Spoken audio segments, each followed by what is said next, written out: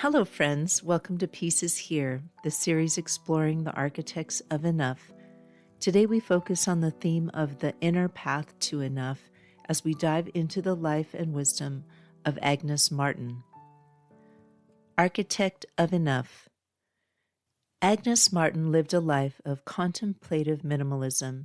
She painted quiet lines so the mind might speak.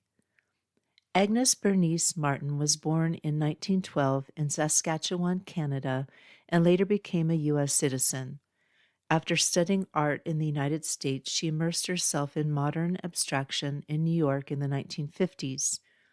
In 1967, she left New York and withdrew from the public art world. She traveled, then settled in New Mexico, building adobe homes and living a quiet, solitary life focused on her painting and inner world. Martin's artistic language is built on grids, subtle washes, and restrained palettes, usually using soft hues, pale colors, sparse line, and repetition. Her work is often described as minimalist, though she resisted that label in favor of calling her vision spiritual and inward. She credited her spiritual inspiration to traditions such as Taoism and often spoke of perfection as we are aware of it in our minds.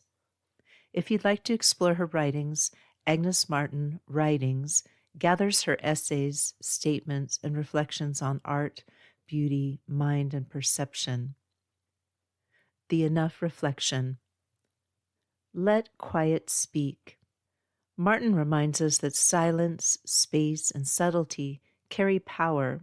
She did not clutter her canvas, but instead held open the possibility of seeing. Her paintings are meditations in line and light, not statements. The next time your mind races or your environment feels loud, pause. Let silence meet the edges. Breathe into empty margins. This reminds me of one of the peace tips from Peace Stuff Enough, the new companion book to One More Year. You can find it and follow the Kickstarter at avaskolfsbeck.com/Kickstarter. Pedro says, I have compassion for Agnes Martin, who suffered with severe bouts of depression. Her move to New Mexico was to move from the chaos of the city and commercial art world. She said, I believe in living above the line. Above the line is happiness and love, you know. What's one space, moment, or object I've tried to fill when silence might hold more? In what area of my life could I let less speak more? Words to keep.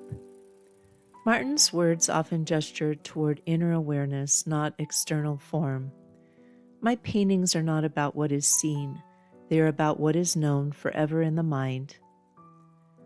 That doesn't deny the world, it invites us to perceive beyond surfaces. If this daily message has brought you peace, please take a moment to subscribe and share this episode with someone who needs it. That was the life and wisdom of our architect of enough for this episode. If their story has inspired you to seek your own path to less consumption and more contentment, then please step off the treadmill with me. Let's learn from the architects of enough and discover together that for our planet, for our community, and for ourselves, peace is here. To follow my work, including the new book, Peace Stuff Enough, the entire Pedro the Water Dog Saves the Planet series, and the podcast archive, visit avaskolfsbeck.com. That's also where you can find the link to my new Kickstarter. Our music is Dalai Lama Riding a Bike by the talented Javier Peque Rodriguez.